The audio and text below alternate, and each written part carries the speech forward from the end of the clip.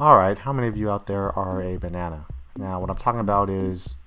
Oh, hey, yeah, not literally a banana. Okay. You done? You done? Alright, thanks. So when I talk about being a banana, I don't... Okay, being a banana. Okay, yeah, you're cute and all, but no, not that. So what I was trying to say was... Oh, come on now, you're not even really a banana, you're just a cat coming out of a banana for some reason. Alright, are there any other bananas out there? Just get it out. Good. Okay, so please let me... Okay, fine, let's forget about bananas. Who out there is a Twinkie? Okay? Twinkie. Anybody? So I'm a second generation Asian American, Chinese specifically. My parents were both originally from China, came over to the United States, and settled in California.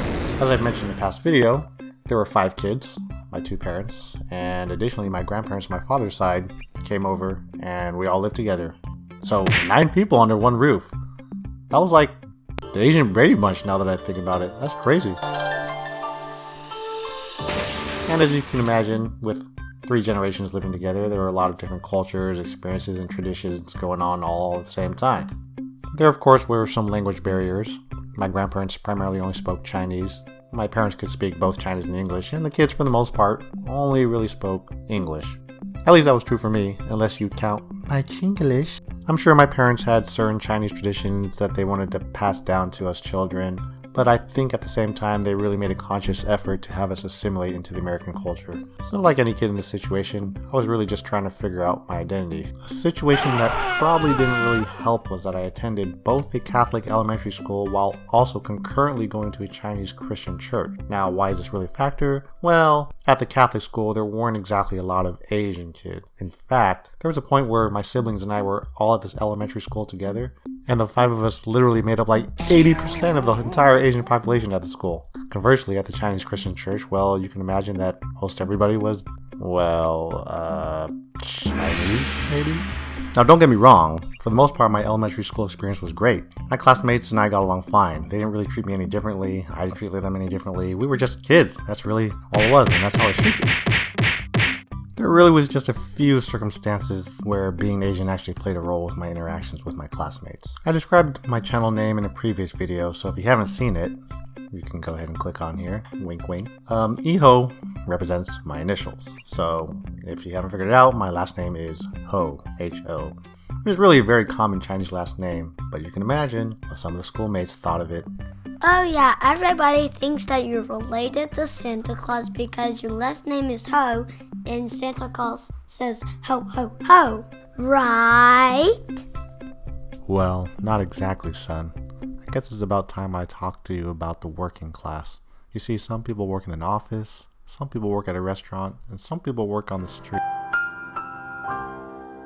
For the most part, my childhood memories of cartoons was pretty much just like my classmates. You know, I'm talking Ninja Turtles, Transformers, He-Man, Voltron, Thundercats, G.I. Joe, My Little Pony, Care Bears, Strawberry Shortcake, and... Hey man, I had 3 sisters, and there was only one TV in our house, so if they were watching something that even resembled a cartoon, I was watching it. Don't judge me! And then we talk about anime. Remember now, this was like 30 years ago, where anime was not mainstream.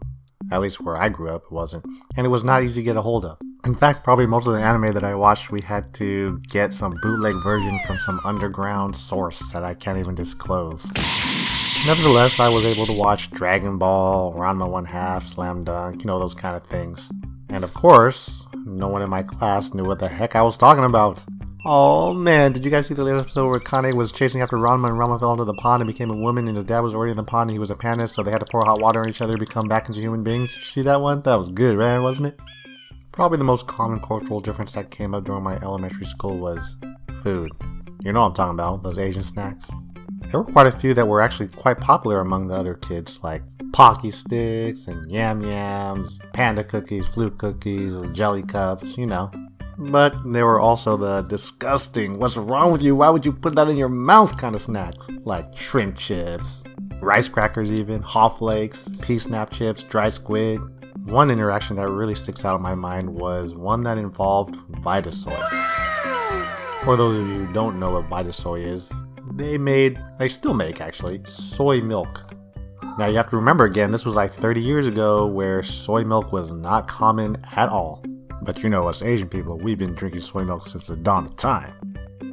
So anyways, this Vitasoy came in little cardboard drink boxes, pretty much like the juice boxes you would find in any grocery store. And they even had various flavors like regular soy milk, of course, and they had chocolate soy milk and even coconut soy milk, I think. But my preference was the traditional soy milk. But my classmates, they were like, "What is that? Milk from stubble cows. What is wrong with you?"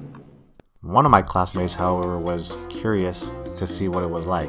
And like the good friend that I was, I let him try it. He took one sip of that, and soy milk was spraying everywhere.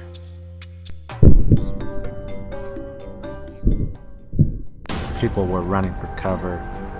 It was a complete and utter disregard for soy, something that is as much of a staple in the Asian culture as is rice.